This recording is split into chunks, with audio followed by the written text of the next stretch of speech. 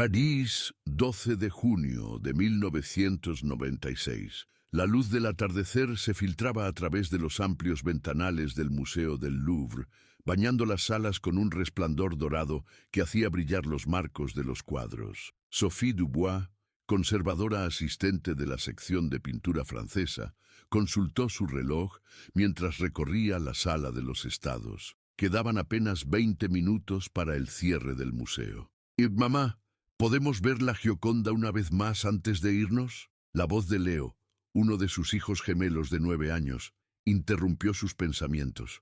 «Por favor», insistió Lucas. El otro gemelo, idéntico a su hermano, salvo por una pequeña cicatriz sobre la ceja izquierda. «Prometemos que será rápido».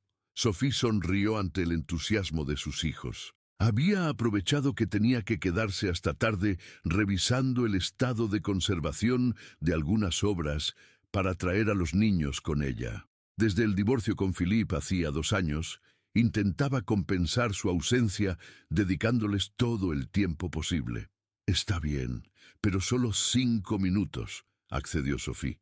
«Después tengo que terminar mi informe y volvemos a casa».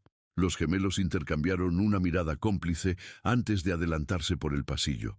A pesar de ser físicamente casi indistinguibles, sus personalidades no podían ser más diferentes.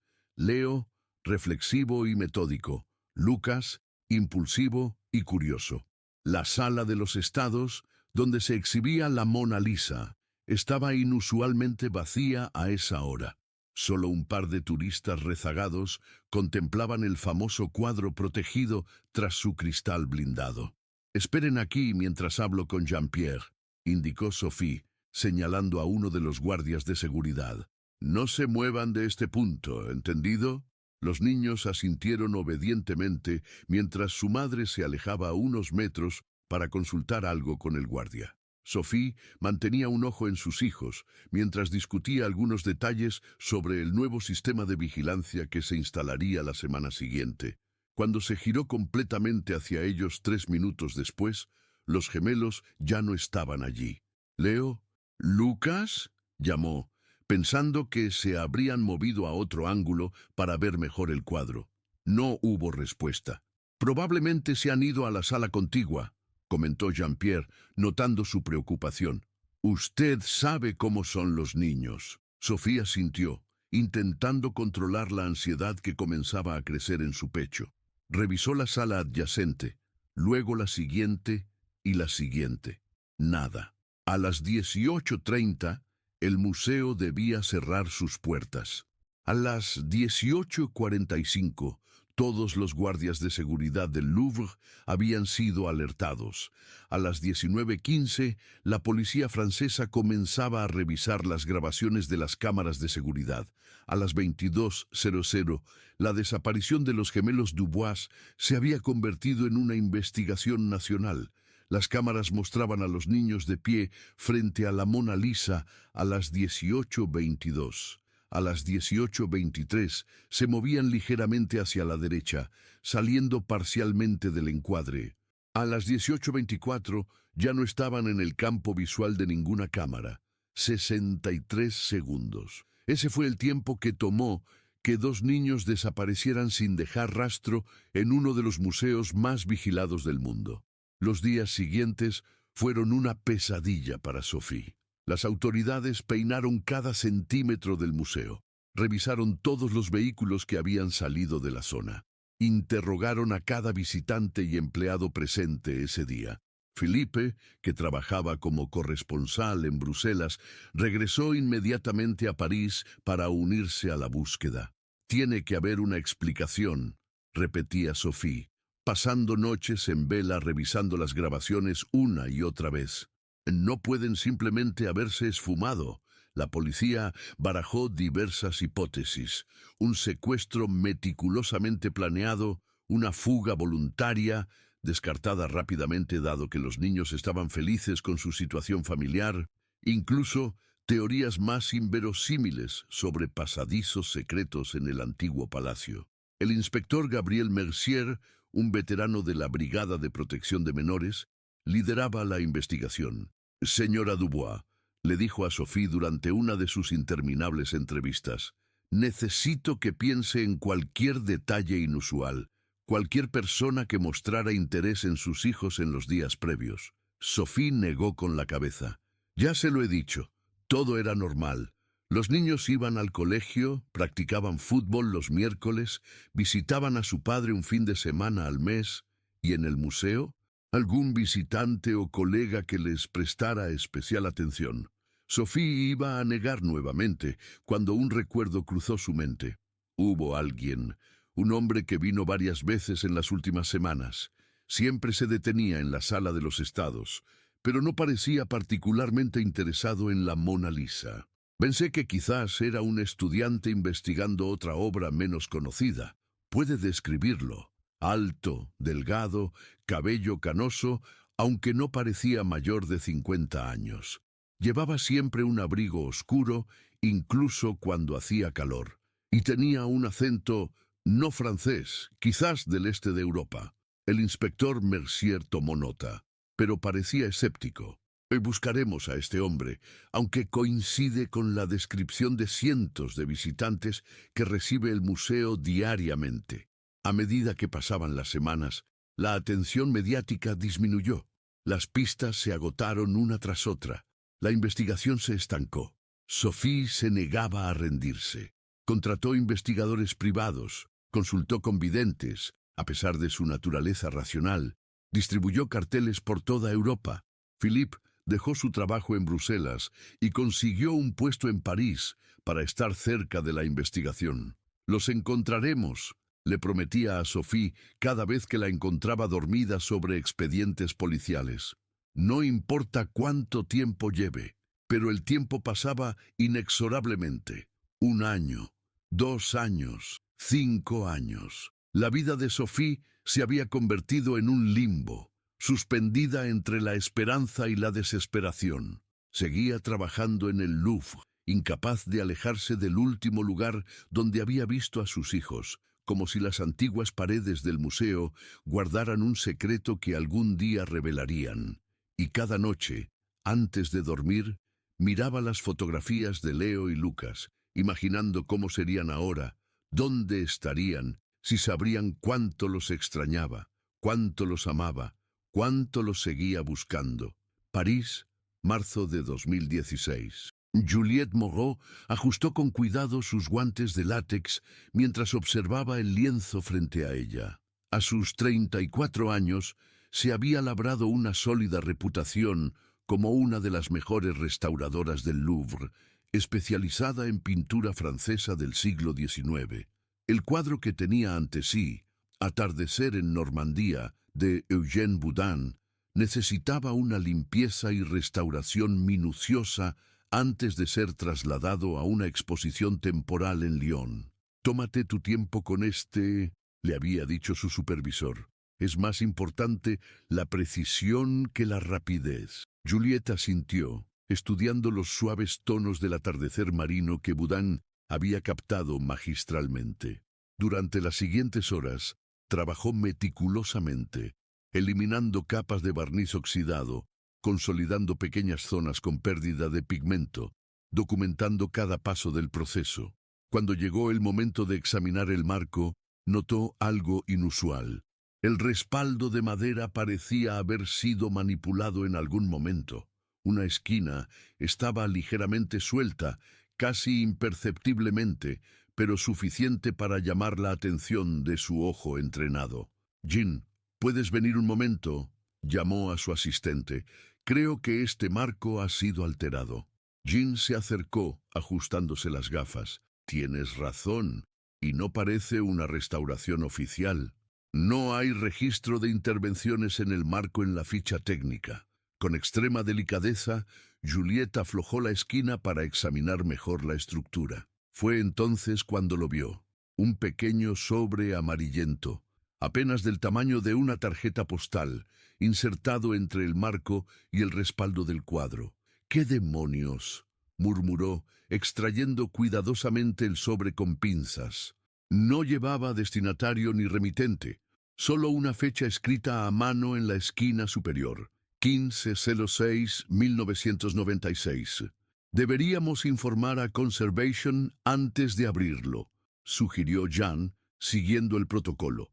Tienes razón, respondió Juliet, aunque la curiosidad la consumía. No era inusual encontrar notas o documentos ocultos en marcos antiguos, a veces mensajes de los propios artistas o restauradores previos, pero la fecha de este sobre en particular le resultaba inquietantemente familiar. 2 horas más tarde, en presencia del director de conservación y una conservadora de documentos, Juliet abrió cuidadosamente el sobre. En su interior había una hoja de papel doblada y una fotografía en Polaroid. La fotografía mostraba a 2 niños idénticos, de unos 9 años, sonriendo frente a lo que parecía ser la Mona Lisa.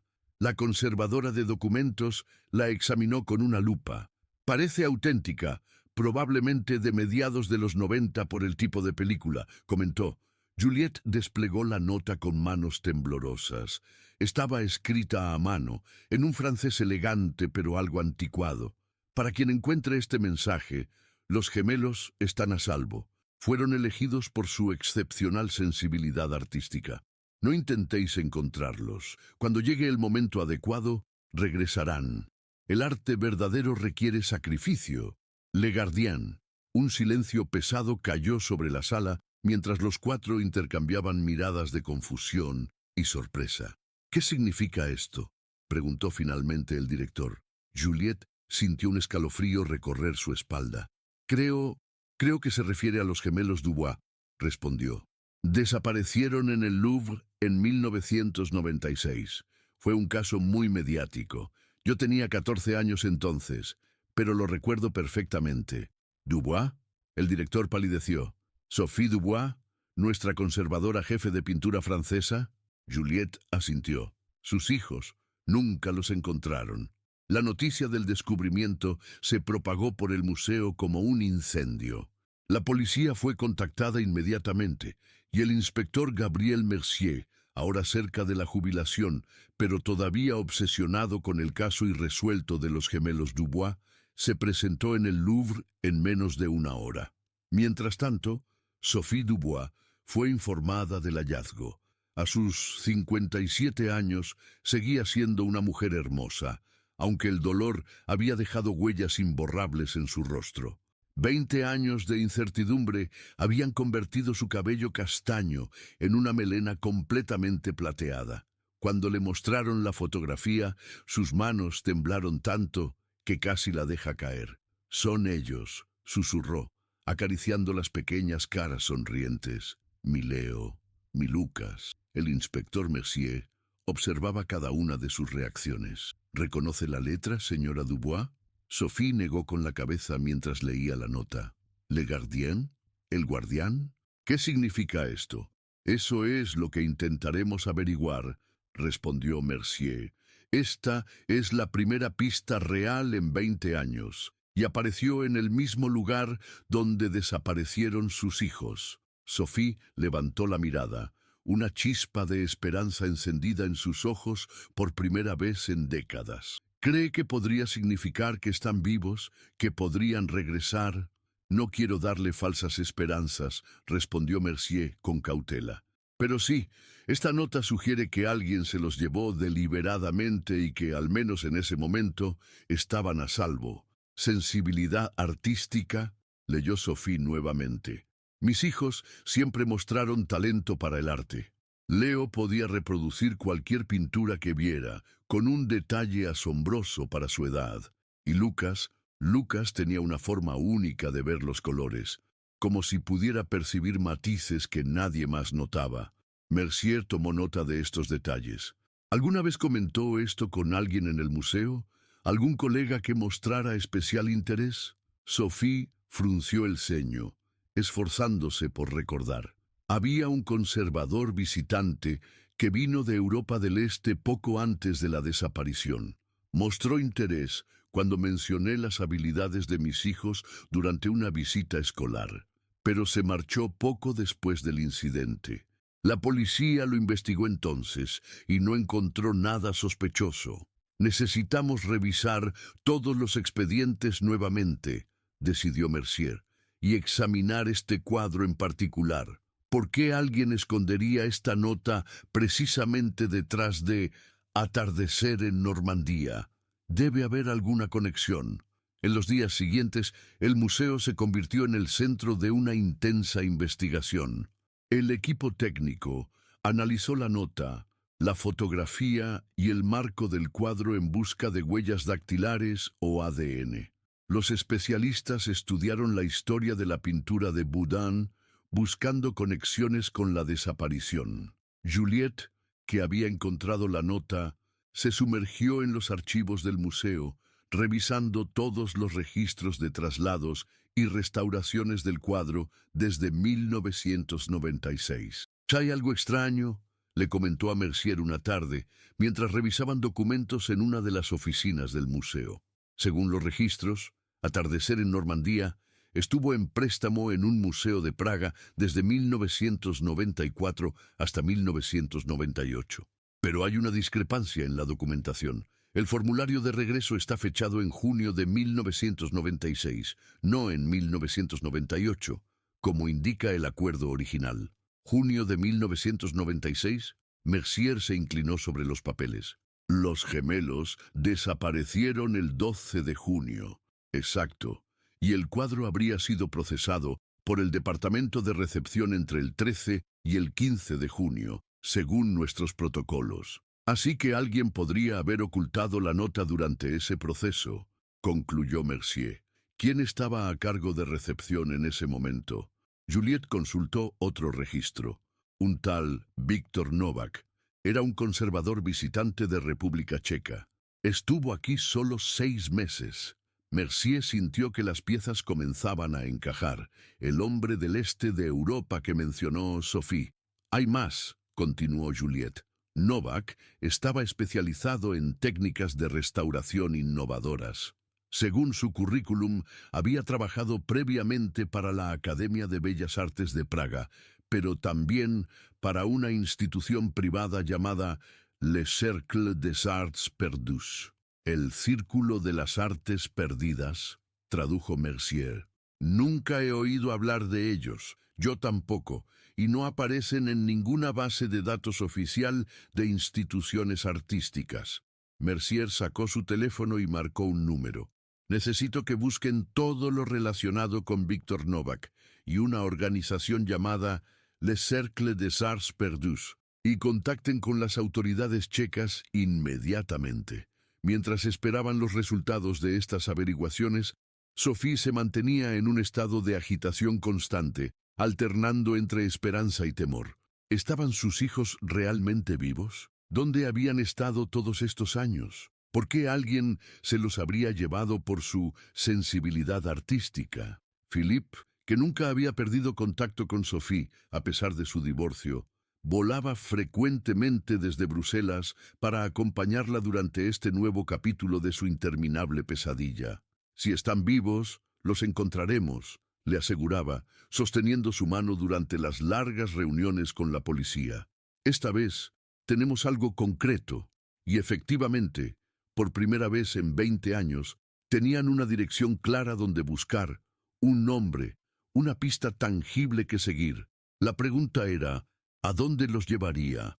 Praga, República Checa, abril de 2016. El inspector Gabriel Mercier observaba el antiguo edificio desde la ventana de su taxi. A pesar del sol primaveral, la estructura de piedra gris proyectaba una sensación de frialdad, casi de amenaza.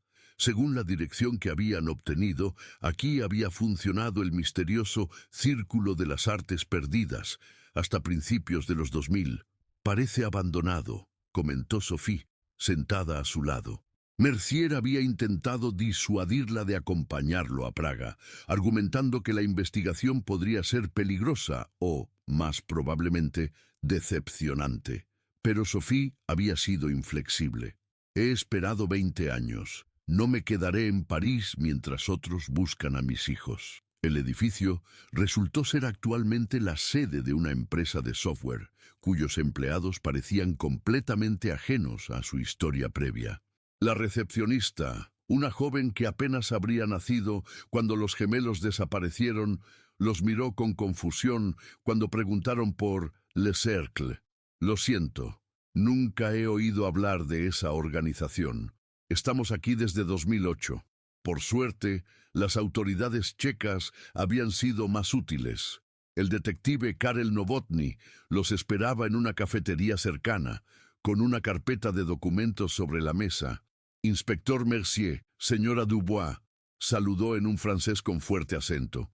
Tengo alguna información que podría interesarles. Les mostró varias fotografías antiguas del edificio, con un letrero discreto que rezaba Centrum pro Nadané Deti, Centro para Niños Dotados. Este era el nombre oficial de la institución en Praga, explicó Novotny. Supuestamente una escuela de élite para niños con talentos excepcionales, principalmente artísticos. Pero Le Cercle des Arts Perdus parece haber sido el nombre de un grupo más exclusivo dentro de la organización. ¿Y Víctor Novak?, preguntó Mercier. Trabajó aquí desde 1990 hasta 2000, oficialmente como profesor de conservación artística, pero también parece haber sido uno de los fundadores de Le Cercle. ¿Dónde está ahora? Novotny hizo una mueca.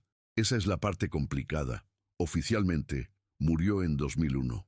Un accidente automovilístico. Sophie sintió que su corazón se hundía. Si Novak estaba muerto, ¿cómo encontrarían a sus hijos? Oficialmente, presionó Mercier, captando el matiz en las palabras del detective.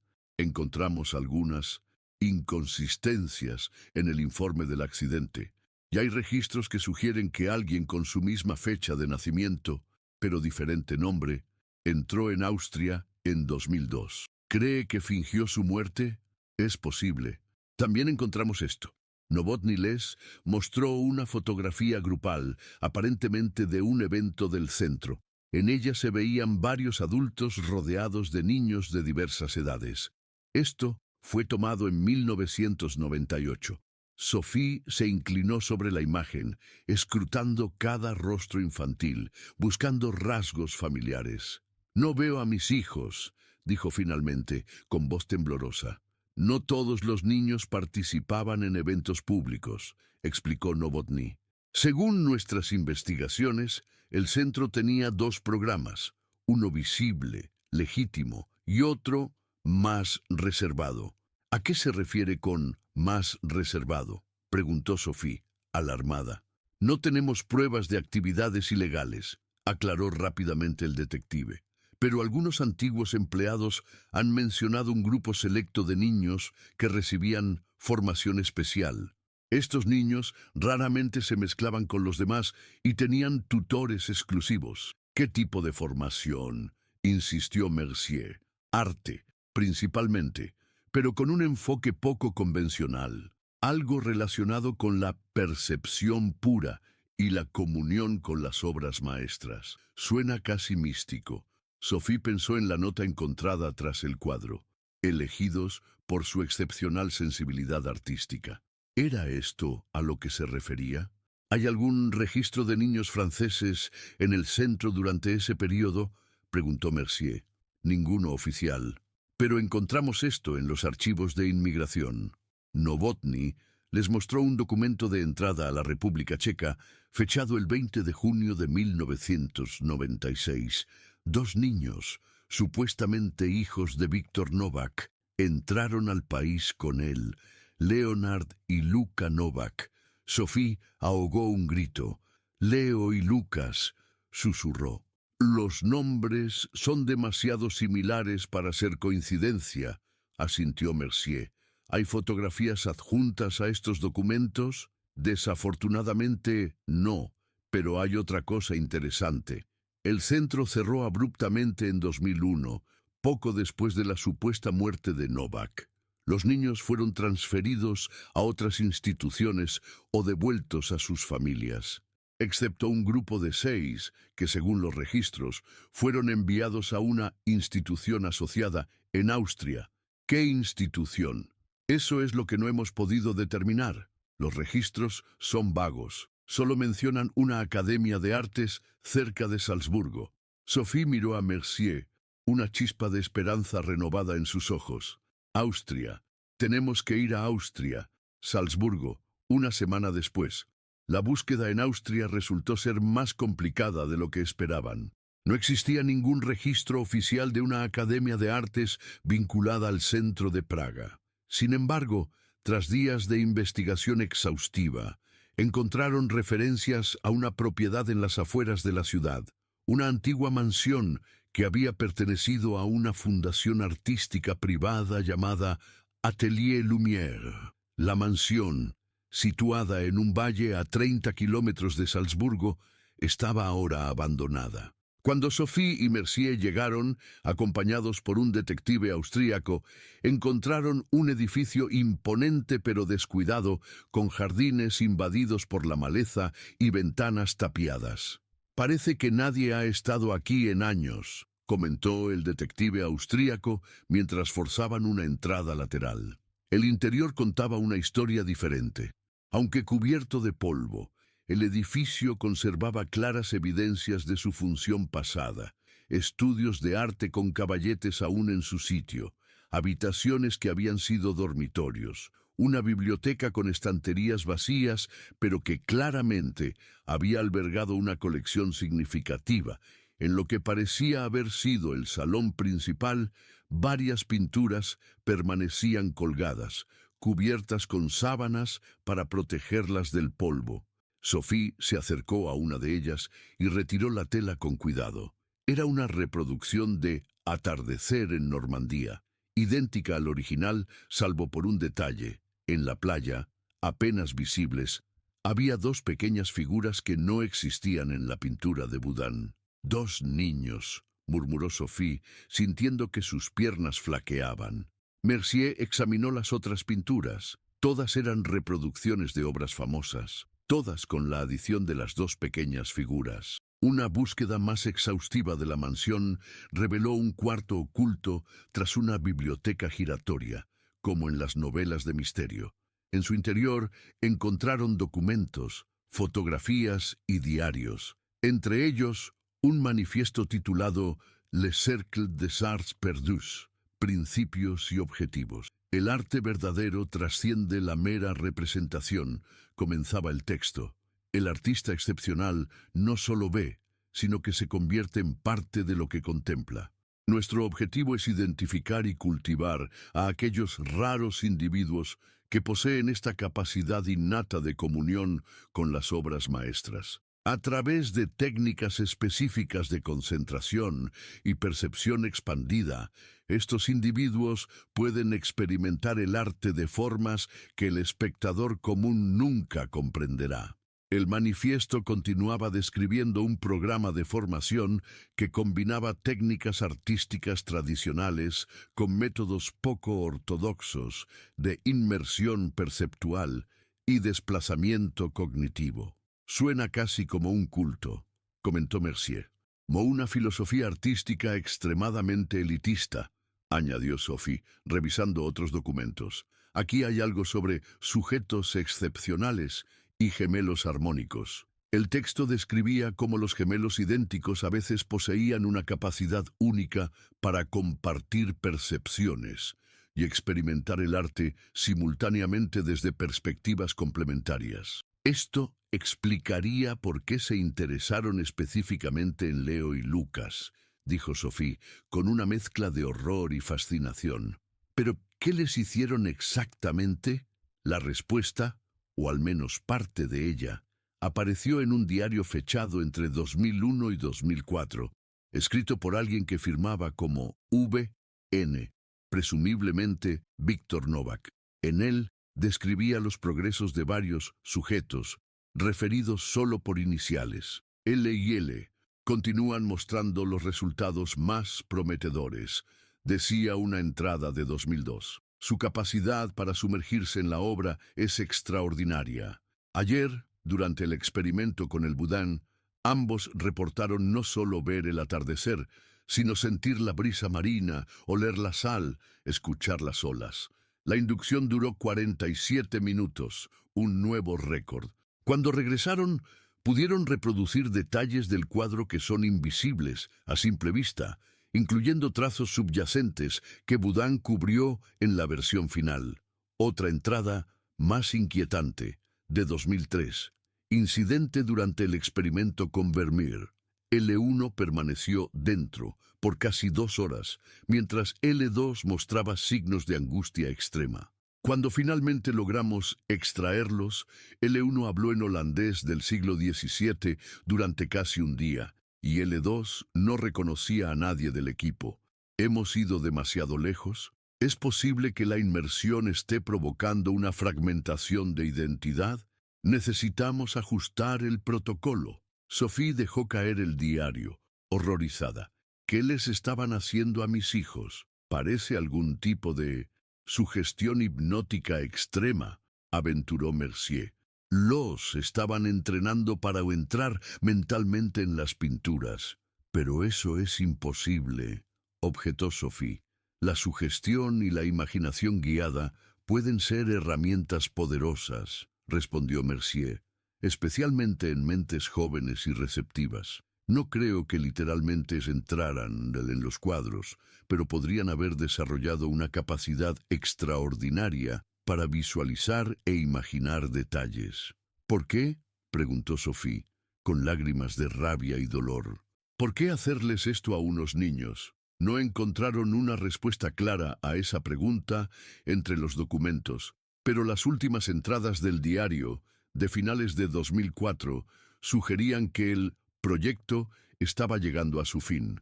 El círculo ha decidido que la fase final debe comenzar. Después de años de preparación, nuestros sujetos están listos para la gran obra. Los gemelos liderarán el proceso, como siempre hemos planeado.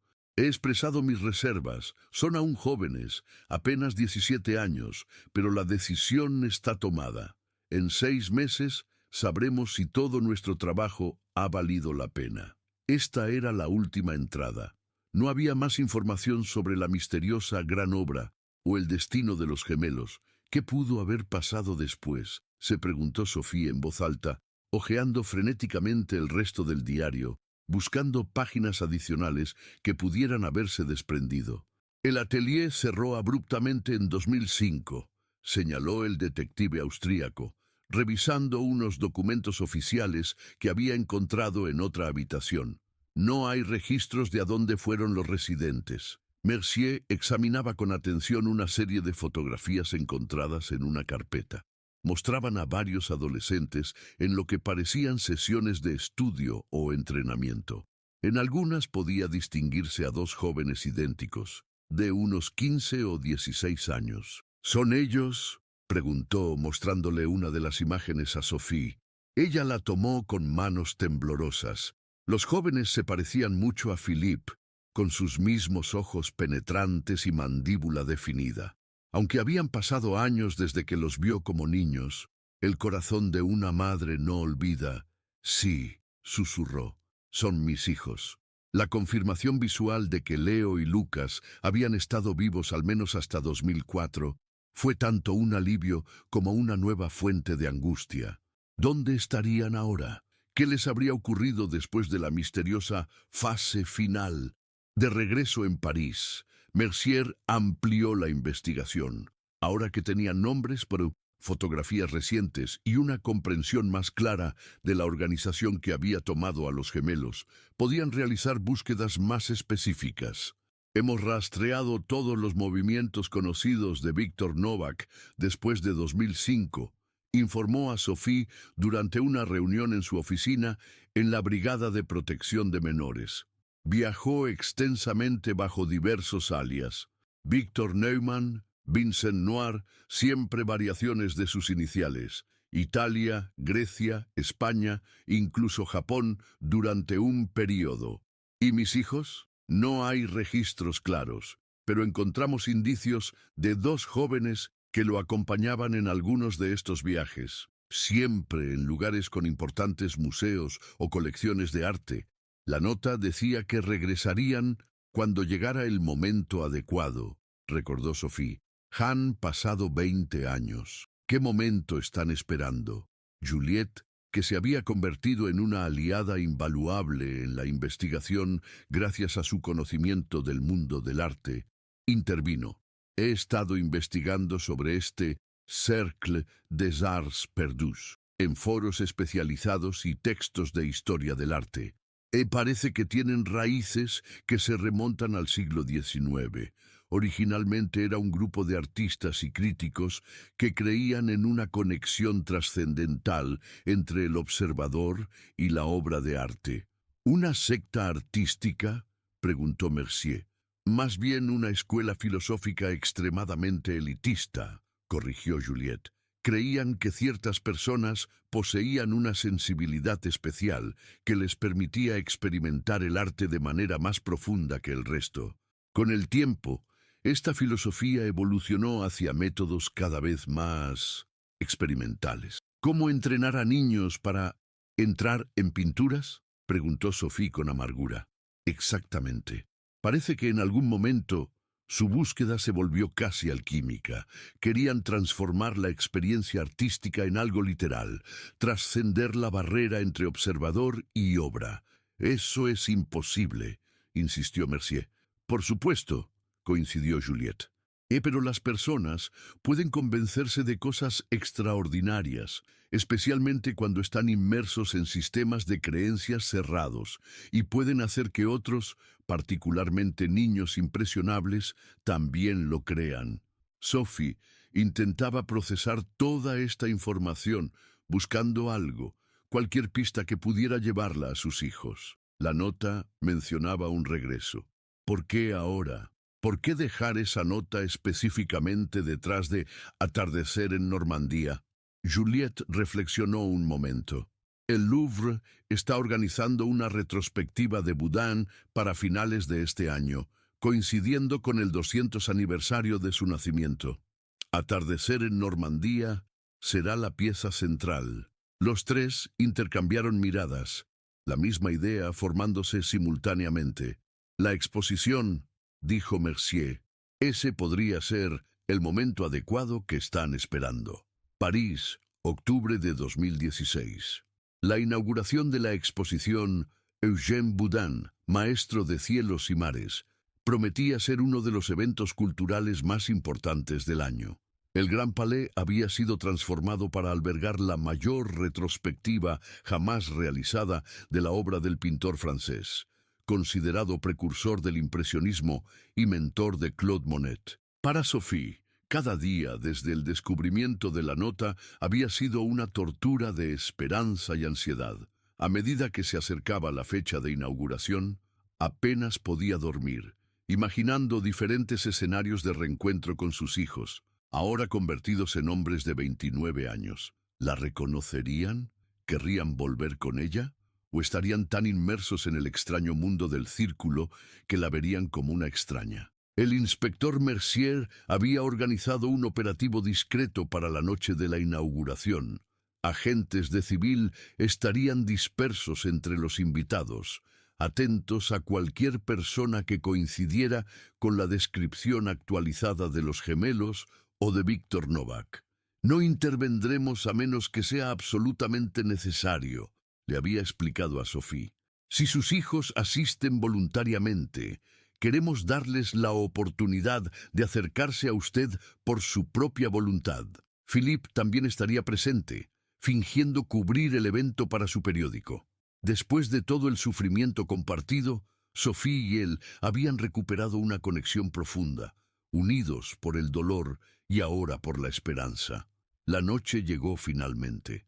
El Gran Palais resplandecía, sus enormes bóvedas de cristal iluminadas contra el cielo nocturno parisino. La élite cultural y social de la ciudad se mezclaba en sus salas, admirando la evolución artística de Boudin a través de más de 100 obras cuidadosamente seleccionadas. Atardecer en Normandía ocupaba un lugar privilegiado, iluminado especialmente para resaltar sus delicados tonos pastel y la magistral captura de la luz crepuscular sobre el mar. Sophie, elegante pero visiblemente tensa en un vestido azul marino, se mantenía cerca del cuadro, escrutando disimuladamente a cada visitante que se acercaba a contemplarlo.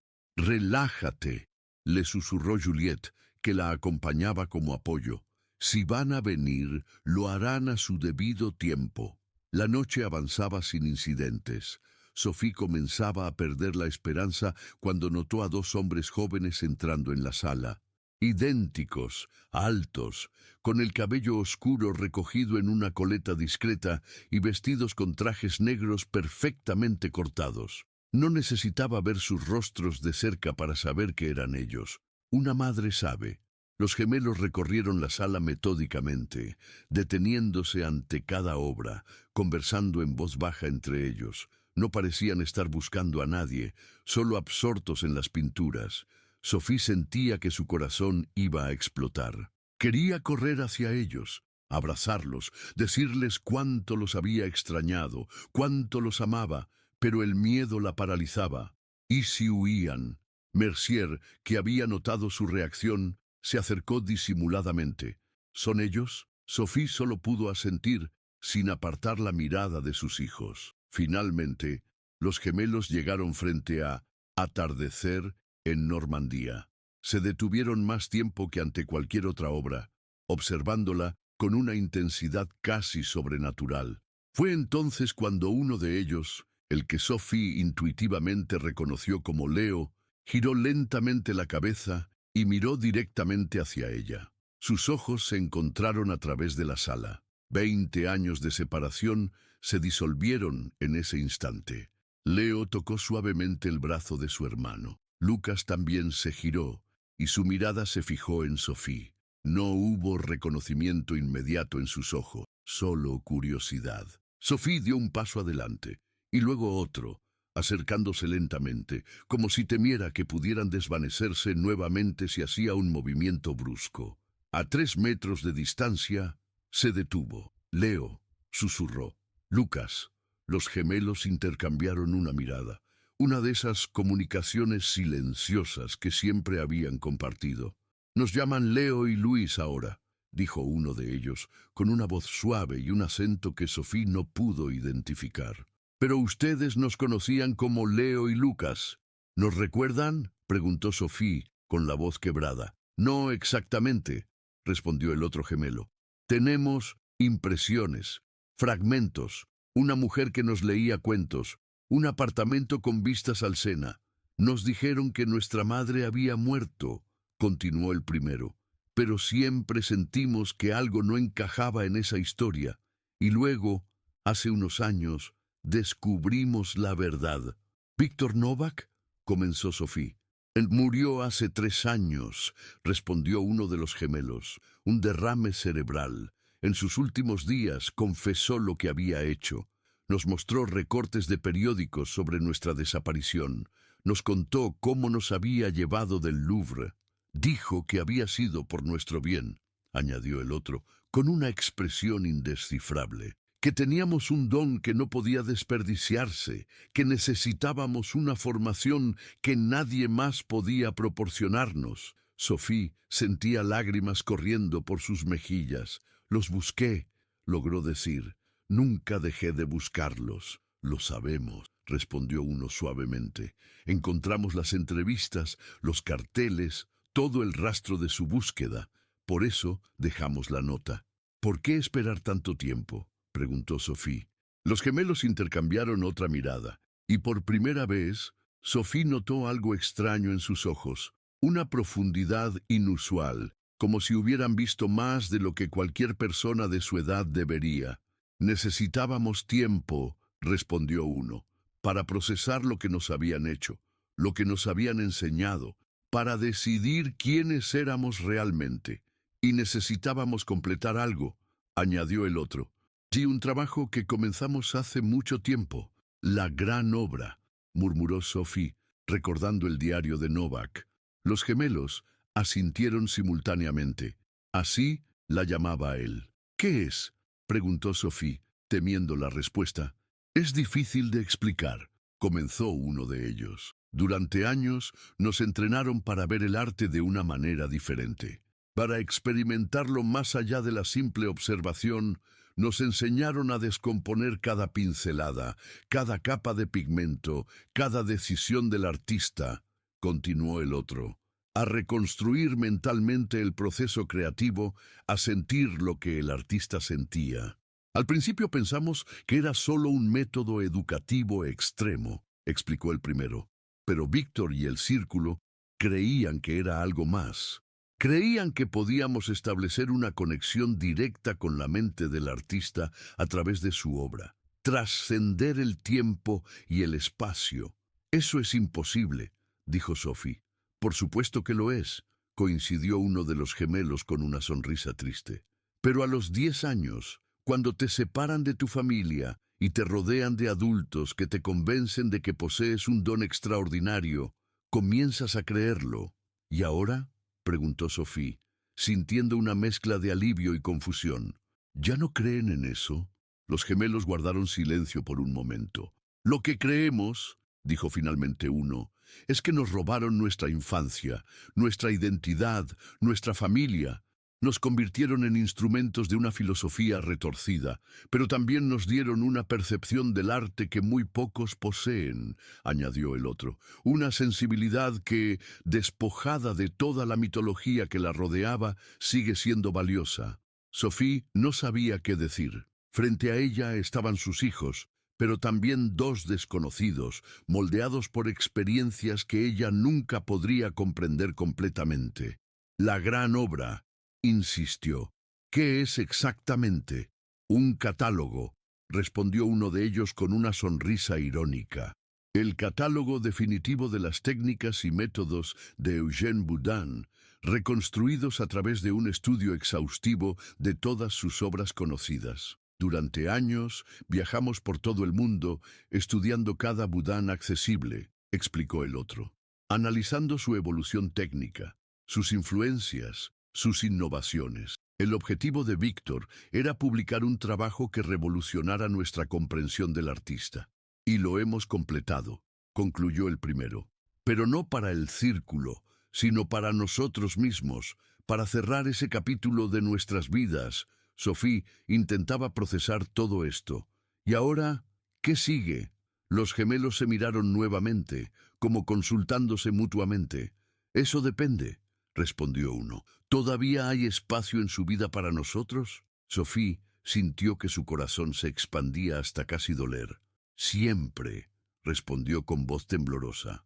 Nunca dejó de haberlo. Y entonces, finalmente, después de 20 años, Sophie abrazó a sus hijos. Sintió sus cuerpos adultos, tan diferentes de los niños que recordaba, pero reconoció en ellos algo esencial, inmutable, un vínculo que ni el tiempo ni la distancia habían podido romper. París, diciembre de 2016. La nieve caía suavemente sobre la ciudad, transformando sus calles en postales invernales. En un acogedor apartamento con vistas al jardín de Luxemburgo, Sophie, Philippe, Leo y Luis, como preferían ser llamados ahora, compartían una cena navideña, la primera reunión familiar completa en 2 décadas. Los 2 meses transcurridos desde el reencuentro en el Gran Palais habían sido un periodo de ajuste para todos. Los gemelos, que habían vivido en Barcelona los últimos años, habían decidido trasladarse temporalmente a París para reconstruir su relación con sus padres. El proceso no había sido sencillo.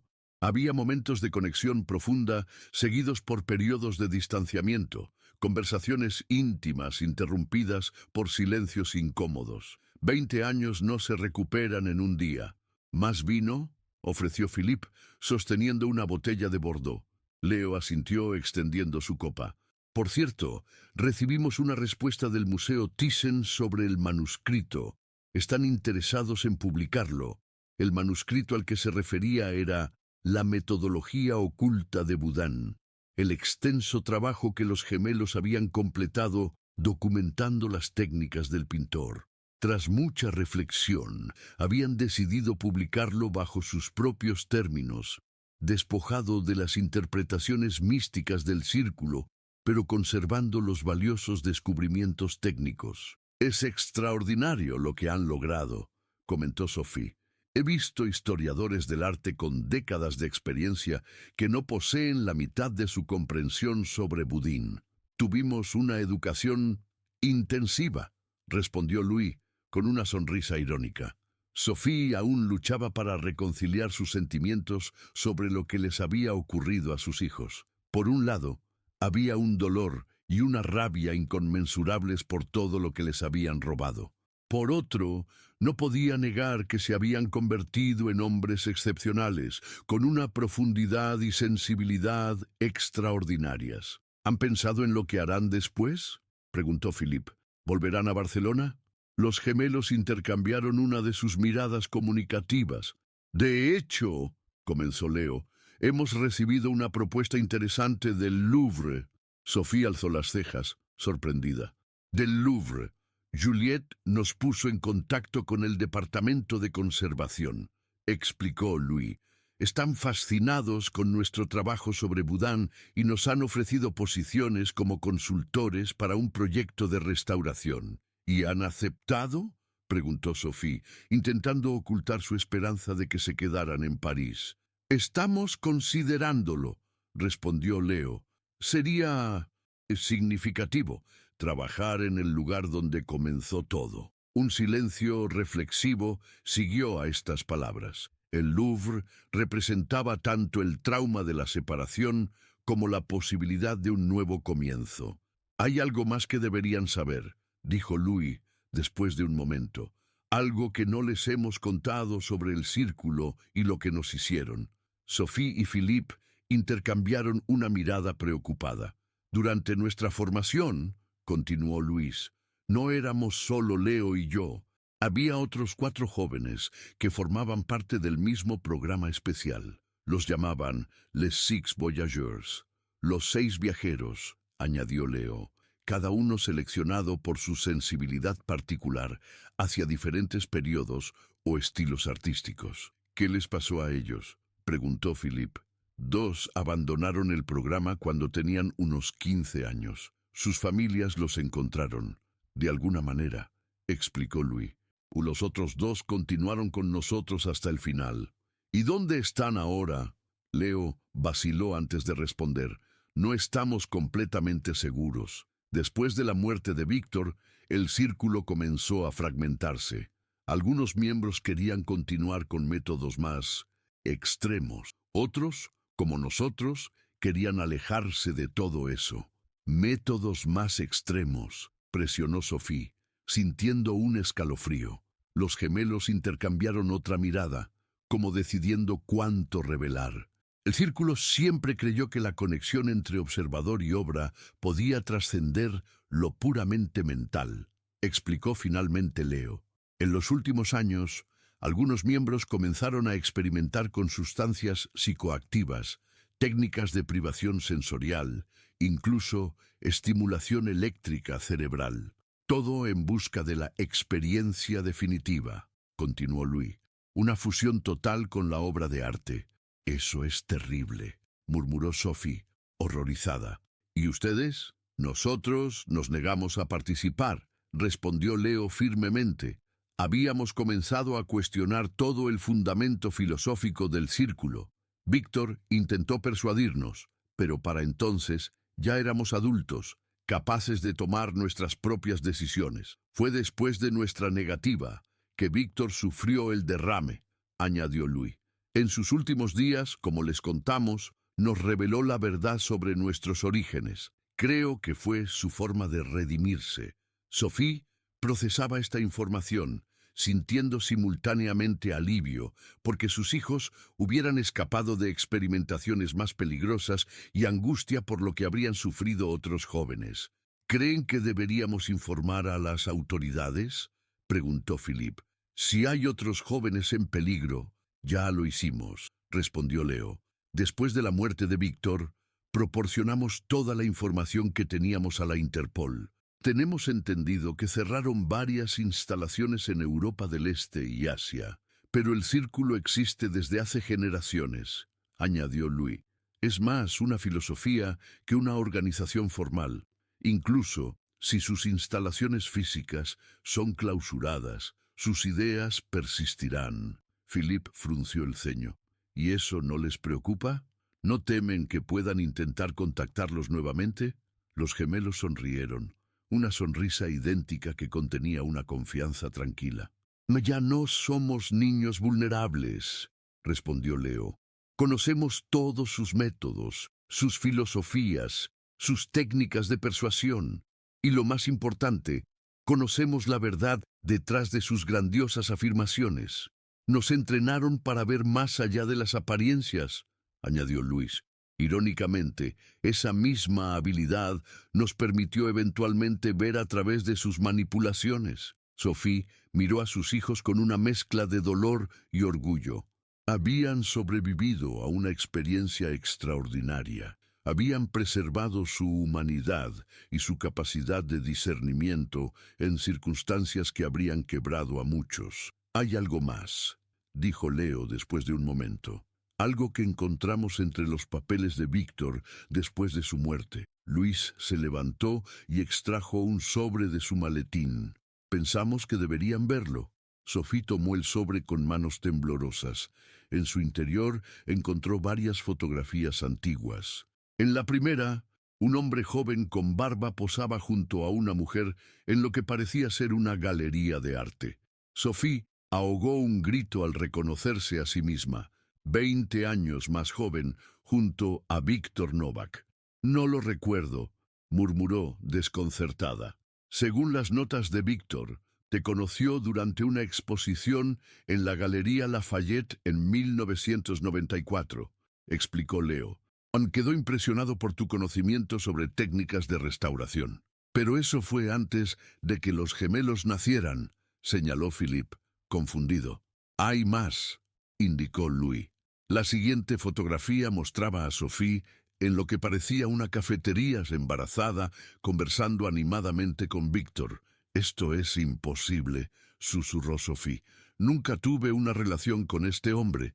Apenas lo recuerdo vagamente como un visitante del museo.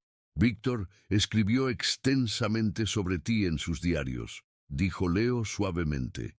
Te describía como la madre perfecta para el experimento.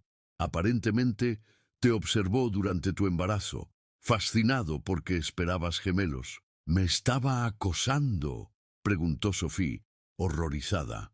De cierta forma, respondió Louis, pero hay más. Según sus escritos, él sabía que tus hijos serían especiales incluso antes de su nacimiento.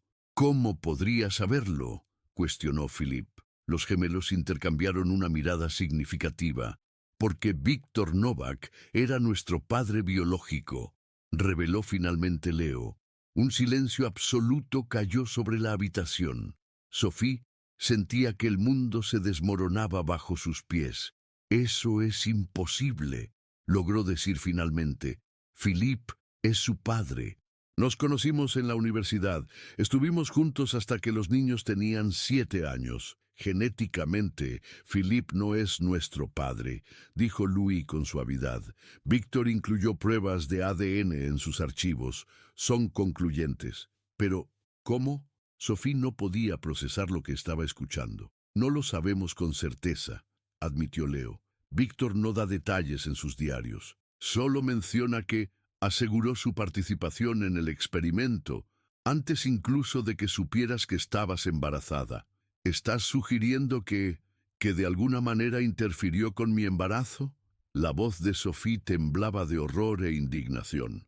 ¿Es posible que trabajara en la clínica de fertilidad a la que acudiste?, sugirió Luis. ¿O mencionas en tus memorias publicadas que tú y Philip tuvieron dificultades para concebir y recurrieron a tratamientos? Sophie recordó aquellos meses de visitas a especialistas, de procedimientos médicos, de esperanzas y decepciones. Sí, hicimos inseminación artificial, pero se suponía que usamos, el esperma de Philip, completó Leo. Pero Víctor podría haber manipulado las muestras. Philip, que había permanecido en silencio, se levantó abruptamente. Esto es absurdo. Están diciendo que este hombre no solo les robó de nosotros, sino que literalmente los creó como parte de algún experimento retorcido. Según sus propios escritos, sí, confirmó Luis. Él se consideraba no solo nuestro mentor, sino nuestro creador. Creía que la genética jugaba un papel crucial en nuestra capacidad para conectar con el arte. Sophie se sentía físicamente enferma. ¿Por qué nos dicen esto ahora? Porque creemos que tienen derecho a saber la verdad completa, respondió Leo. Y porque entender esto nos ha ayudado a nosotros a comprender por qué Víctor estaba tan obsesionado con nosotros, por qué fue tan lejos. Philippe se acercó a Sophie y tomó su mano. «Esto no cambia nada para mí», dijo con firmeza. «Yo estuve allí cuando nacieron, los sostuve en mis brazos, les enseñé a caminar, soy su padre en todos los sentidos que importan». Sophie apretó su mano, agradecida por su fortaleza. «Y yo los llevé en mi vientre, los di a luz, los amé cada día de sus vidas, incluso cuando no sabía dónde estaban. Somos sus padres, sin importar lo que diga una prueba de ADN». Los gemelos los observaban con una mezcla de emociones en sus rostros idénticos. «Lo sabemos», dijo Luis suavemente. «Nunca dudamos de eso». «Víctor podría haber contribuido con su ADN», añadió Leo. «Pero él nunca fue nuestro padre. Era nuestro captor, nuestro maestro, a veces nuestro torturador. Ustedes son nuestra familia». Sophie se levantó y rodeó la mesa para abrazar a sus hijos. Philippe se unió a ellos, formando un círculo familiar que había tardado 20 años en completarse. «Lo que hizo es imperdonable», dijo Sophie cuando finalmente se separaron. «Manipular mi embarazo, robarles su infancia, alienarlos de su familia, es monstruoso». «Sí», coincidió Leo, «pero también nos dio algo, aunque no de la manera que él pretendía. Nos dio una percepción del arte que ha enriquecido nuestras vidas de maneras que no podemos describir. La ironía», añadió Louis, «es que su obsesión por crear observadores perfectos funcionó, pero no como él esperaba. No podemos literalmente entrar en las pinturas ni comunicarnos telepáticamente con artistas muertos como él soñaba. Pero sí desarrollamos una sensibilidad extraordinaria hacia el arte, una capacidad de análisis y comprensión que ahora queremos usar para nuestros propios fines».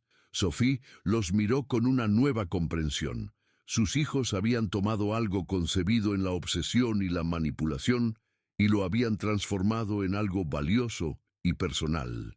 «¿Y qué sigue ahora?», preguntó, aún procesando todo lo que había aprendido. Los gemelos intercambiaron una mirada y por primera vez en la noche sonrieron ampliamente. «Hemos decidido aceptar la oferta del Louvre», anunció Leo. «Comenzaremos en enero». «Y», añadió Louis, «hemos encontrado un apartamento en el barrio, no muy lejos de aquí, en realidad». Sophie sintió que una ola de felicidad la inundaba. Después de 20 años de pérdida, de búsqueda, de dolor, sus hijos no solo habían regresado a su vida, sino que habían elegido quedarse. «¡Hey, tanto que recuperar!», dijo, con lágrimas de alegría en los ojos, «tanto que conocer el uno del otro». «Tenemos tiempo», respondió Leo, tomando su mano. «Todo el tiempo del mundo». Afuera, la nieve seguía cayendo sobre París, cubriendo la ciudad con un manto blanco que parecía borrar el pasado y ofrecer un lienzo en blanco para el futuro. En algún lugar de la ciudad, un antiguo cuadro de Boudin colgaba en una pared, liberado de sus secretos, testigo silencioso de una historia de pérdida, búsqueda y reencuentro que, como las mejores obras de arte, trascendía el tiempo y tocaba lo más profundo del alma humana.